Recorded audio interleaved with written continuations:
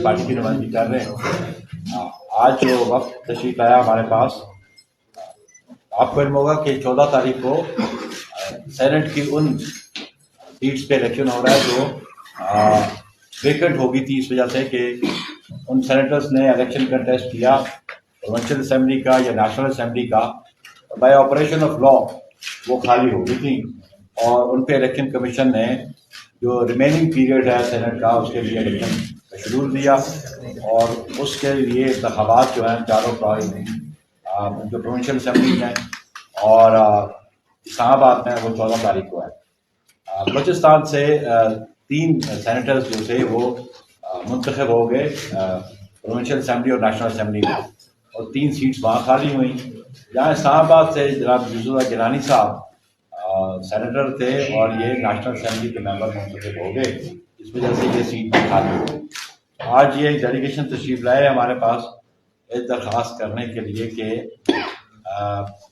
جمعیت علماء اسلام کو سپورٹ کیا جائے سینٹ کی بلوچستان کی سیٹ. اس پہ ہماری نیگوشیٹنگ ٹیم جو ہے وہ جناب اجلاس ذکرانی صاحب اور سی ایم بلوچستان، ان کی آپس میں گفت و شنید ہوئی، اور ہم ایک نتیجے پہ پہنچے ہیں کہ کیونکہ جمعیت علماء اسلام نے یہ درخواست جناب پریزیڈنٹ زرداری صاحب سے بھی کی، ان سے بھی رابطہ کیا، اور آج ہم ان کی اجازت سے یہ فیصلہ ہوا جو ہماری گفت و شنید ہوئی کہ پاکستان پیپلز پارٹی جمعیت علماء اسلام کے کینڈیڈیٹ کو بلوچستان میں سینٹ کی سیٹ پہ اس پہ ہم سپورٹ کریں گے، اور جو باقی 2 سیٹس ہیں اس پہ بھی ہمارا ان سے ساتھ اتفاق ہوا، جہاں پہ پاکستان پیپلز پارٹی بھی ہے اور پی ایم ایل این کا بھی کینڈیڈیٹ ہے.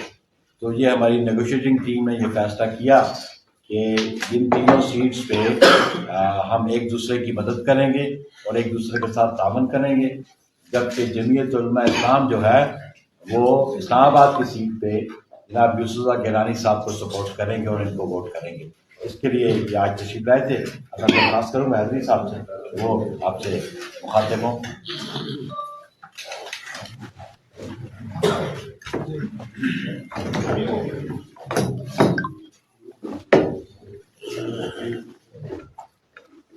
بسم اللہ الرحمن الرحیم.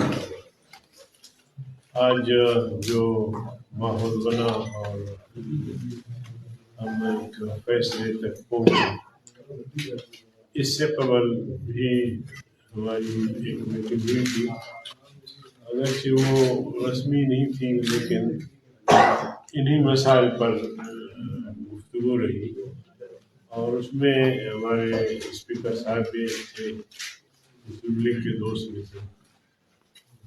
بہرکیف آج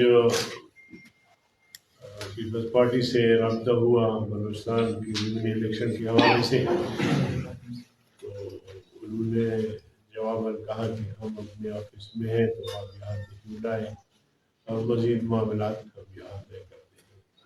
تو الحمدللہ میں سمجھتا ہوں کہ اسی پیش رفت ہے کہ بلوچستان میں اگر ہم تینوں جماعتیں مل کر الیکشن لڑیں گے تو پہلی بات تو یہ ہے کہ ہمارے ممبر جو ہے وہ بلا مقابلہ آ جائیں گے، اور اگر کہیں مقابلہ ہوا بھی تو وہ نہ ہونے کے برابر ہے. تو یہ ایک سیاسی ماحول میں ایک اچھی پیش رفت ہے، اور اسی طرح ہم چاہیں گے کہ جب ہمارے گیلانی صاحب الیکشن لڑیں گے تو اس میں بھی ہماری کوشش ہوگی کہ ہم ان کا ساتھ دیں تاکہ ایک پارلیمنٹ میں ایک اچھا سا ماحول بنے. تو یہی چند گزارشات تھی جو آپ کے سامنے رکھی، باقی معاملات کے بعد میں انشاءاللہ. جی میں درخواست کروں گا جناب یوسف اللہ گیلانی صاحب سے آپ سے مخاطب. بسم اللہ الرحمن الرحیم.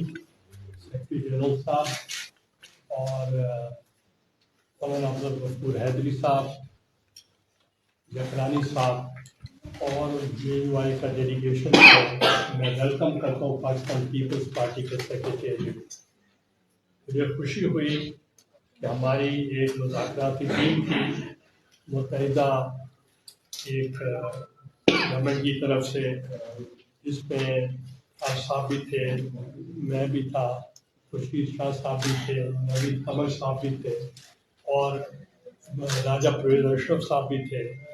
ہم 2-3 مرتبہ مولانا صاحب سے ہم نے بات کی, تو ہم نے ایک سلسلہ جاری رکھا, اور پھر اس کے لیے جو فائنل چیف منسٹر صاحب نے, جگرانی صاحب نے اور صدر صاحب نے خود ان سے بات کی, تو آج جو ڈیلیگیشن یہاں آئے ہم ان کو ویلکم کرتے ہیں. مولانا صاحب نے عمرے کو جا رہے ہیں, میں ان کو بھی مبارکباد پیش کرتا ہوں. تو جو یہ انڈرسٹینڈنگ ہوئی ہے ود ان دا پارلیمنٹ, ایک بہت اچھی موو ہے کہ ہم پارلیمنٹ کے ہی چاہتے ہیں کہ پارلیمنٹ میں اچھی ورکنگ ریلیشن شپ ہو, اور اس کے لیے ہم دونوں ایک دوسرے کے ساتھ کوآپریٹ کر رہے ہیں, اور انشاءاللہ ایک دوسرے کو ووٹ کریں گے. Thank you. سر یہ نہیں کہ جو اچھی پیش رفت ہے کہ سیاسی قوتیں قریب آ رہی ہیں, لیکن کیا یہ مستقبل میں جب سینٹ کے الیکشن اور بلوچستان حکومت میں توسیع کی طرف بھی معاملہ جا سکتا ہے, اس حوالے سے کوئی پیش رفت ہوئی ہے؟